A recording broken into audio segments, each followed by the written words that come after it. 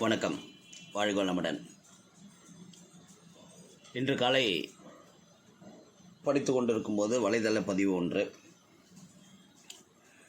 கொஞ்சம் என்னை கவர்ந்தது. என திருமூலர் சில வரிகளுக்கான விளக்கங்களை படித்துட்டு இருந்தேன். அதையே உங்களுக்கு சொல்லலாம் என்று புத்தாண்டு 2026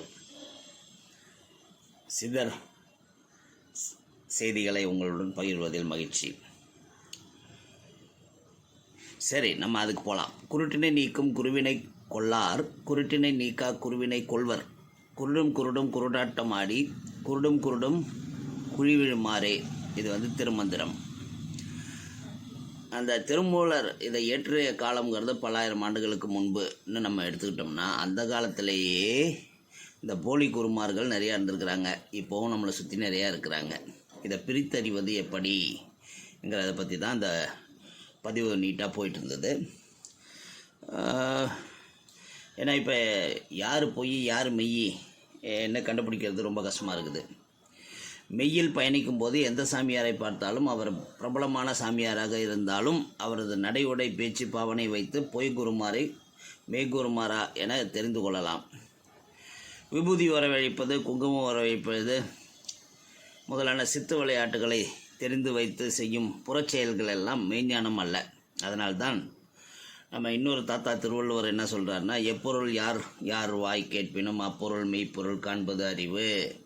இதுதான் நான் திரும்ப திரும்ப அடிக்கடி நண்பர்கள்ட்டெல்லாம் சொல்லிகிட்டு இருக்குது. எப்பொருள் காண்பது தான் அறிவு, அதாவது மெய்ப்பொருள்.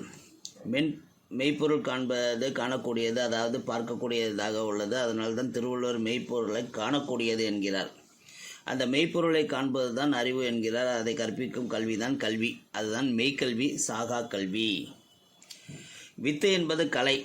மெய்க்கல்வி கற்பது, மெய்ப்பொருளை கற்றுத்தராத கல்வியெல்லாம் அவித்தை என்று சொல்லலாம். அதாவது வித்தைக்கும் அவித்தைக்கும் உள்ள வேறுபாடு பார்த்தா, சாகாத வித்தையை அறிந்து கொள்வதுங்கிறது வித்தை. அதுக்கு ஆப்போசிட்டாக அவித்தைனா சாவுக்கு அழைத்து செல்லும் வித்தை, அதுதான் அவித்தை. சாவிலிருந்து மீட்டு தரும் கல்வியே மெய்க்கல்வி, அதுதான் அறிவு. அதாவது அரி ஊன்னு பிரித்தா அந்த உகாரத்தை அறிவது தான் மெய்க்கல்வின்னு சொல்கிறாங்க.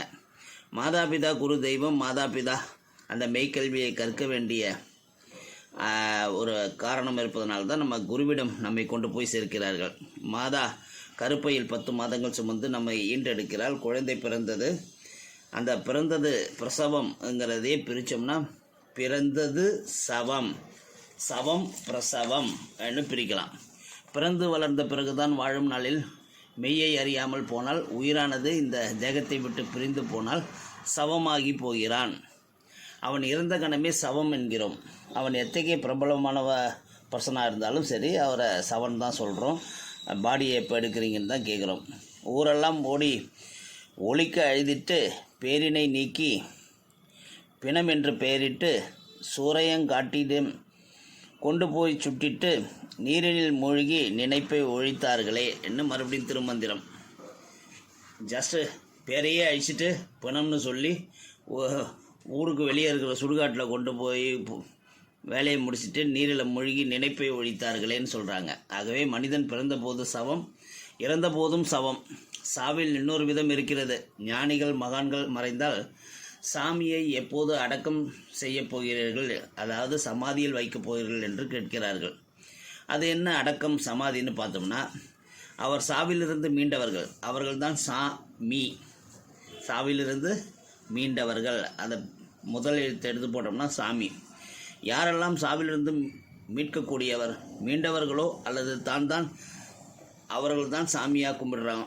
சாமி கும்பிடு என்று சொல்லி வழிபாடு செய்ய சொல்வதெல்லாம் அந்த மானிட தேகம் தாங்கி வந்த சாமியைத்தான் கும்பிட சொல்கிறார்கள். அத்தகைய பெருமக்கள் தான் தெய்வத்தின் ஒப்பானவர்கள். அதாவது நம்மளோட தமிழர்களோட தமிழ் பழங்கால வாழ்வியலை எடுத்து பார்த்தோம்னா, சங்க காலம் முன்னாடி காவல் தெய்வங்கள் தான் சொல்லுவாங்க.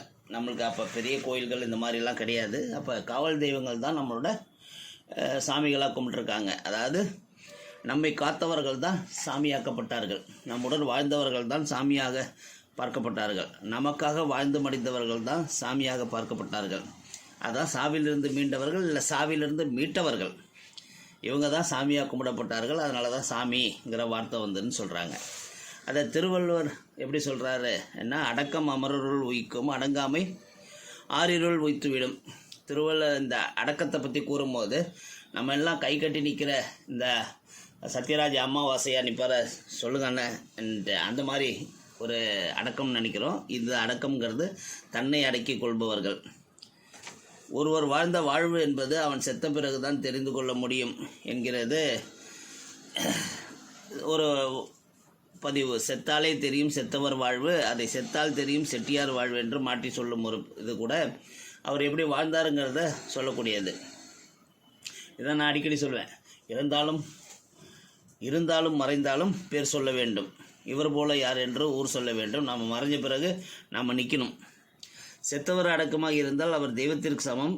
அவர்கள்தான் அவர்களுடைய நாமத்தில் ஒடுங்கியவர்கள். அவர்கள்தான் போற்றுதலுக்கும் வழிபாட்டுக்கும் உரியவர்கள் ஆகிறார்கள். அடக்கம் அமரருள் உய்க்கும் என்றாரே, எப்போது அடக்கம் வாய்க்கும்? மாதாபிதா குரு தெய்வம் என்ற அல்லவா? மாதாபிதா இவருக்கு மூலமாக குருவை கண்டடைந்து குருவின் மூலமாக தெய்வத்தை இந்த தூள தேகத்தில் உள்ளது போல் கண்டவர்கள் இந்த உடலை விடும்போது அவர்களின் ஜீவன் உள்ளடங்கி இருக்கும். அப்போது கசப்பான ஜீவஜலம் சுக்கிலம் வெளியே வந்திருக்காது, பிணநாற்றம் எடுக்காது. அது என்ன பிணநாற்றம்? நாற்றத்திலே மகா துர்நாற்றம் பிணநாற்றம். நாற்றம் என்பது மனம் வீசும் என்று தான் பொருள். ஆனால் இந்த காலத்தில் நாற்றம்னா அது துர்நாற்றங்கிற மாதிரி ஒரு தமிழக தப்பாக புரிஞ்சு வச்சுருக்கிறோம். அதை தான் பிணநாற்றம்னு சொல்கிறோம். பிணத்தின் மலர்கள் அணிவிக்கும் போது அது வாடிவிடும். பிணம் தீட்டாக்கி ஜலம் சுக்கிலம் சுரோனிதம் வெளியேறிவிடும். இடுகாடு சுடுகாடுக்கு கூட விளக்கம் சொல்கிறாங்க. எரியூட்டல் தலையாரி சுடுகாடு. தலையாரினா எரியூட்டக்கூடிய சுடுகாட்டில் இருக்கிறவர் தலையாரி, அது எரியூட்டல் சுடுகாடுன்னு சொல்கிறாங்க. அதை மண்ணால் வெட்டி மறைக்கக்கூடியவர் வெட்டியான், அது இடுகாடு. இடுகாடுக்கும் சுடுகாடுக்கும் வித்தியாசம் நம்ம இப்போ தெரிஞ்சுக்கணும். இந்த மாதிரி சுடுகாடு இடுகாடுங்கிறது புரியாமல் நம்ம மொத்தமாக பரியல் கிரவுண்ட்னு சொல்லி எல்லாத்துக்கும் ஒரு பேர் வச்சிடுறோம். தொட்டு காட்டாத வித்தை சுட்டு போட்டாலும் வராது. அரி பூ தலையும் காலும் அறிவது. தட்டுங்கள் திறக்கப்படும். அகந்தை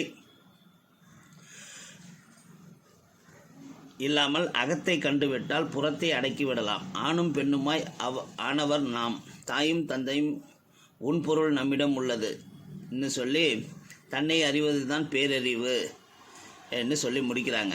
குருட்டினை நீக்கும் குருவின் அருள் பெறுக என்று சொல்லி இந்த பதிவு முடிஞ்சிருந்தது. புது புது விஷயங்கள் நம்ம தொடர்ந்து கற்றுக்கிட்டே இருக்கணும். இன்றைக்கி நான் கற்றுக்கிட்டது சுடுகாடு இடுகாடுங்கிறதுக்கு உள்ள டிஃப்ரென்ஸை கற்றுக்கிட்டேன். தலையாரின்னா யார், வெட்டியான்னா யாருங்கிறதுக்கான வித்தியாசத்தை கற்றுக்கிட்டேன். இன்னும் இந்த மாதிரி நம்ம கற்றுக்க வேண்டிய விஷயங்கள் பல இருக்குது. நம்ம கற்றுக்கொண்ட அந்த நல்ல விஷயங்களை கண்டிப்பாக அடுத்த ஜென்ரேஷனுக்கு சொல்லி செல்லணும். மற்றவங்க கூட நீங்கள் புதுசாக தெரிந்து கொண்ட விஷயங்களை பகிர்ந்து கொள்ளுங்கள். வாழ்க வளமுடன், நலமே சூழ்க.